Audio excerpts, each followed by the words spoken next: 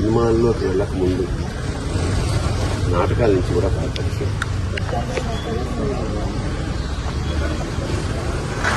ఆయనతో కలిసి నాటకాలు వేసినవాడిని నేను. చాలా అంటే ఫోన్లు వెనక్కి ఒక కమిట్మెంట్ తోటి తప్పన ఉండేది విపరీతంగా. అంటే సినిమా యాక్టర్ అవుదామని ఎప్పుడు అనుకున్నాను. నాటకాల్లో బ్యాంకులో పనిచేస్తున్నాను.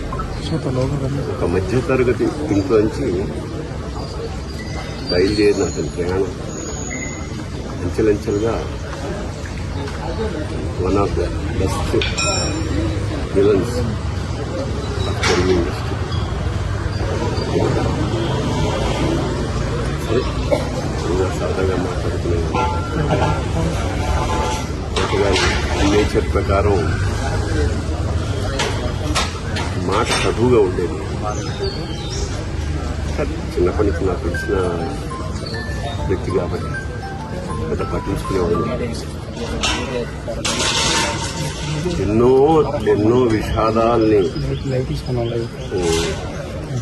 దాటుకుంటూ మహోన్నత శిఖరానికంటే యావత్ భారతదేశం తమిళ హిందీ ఇండస్ట్రీ కూడా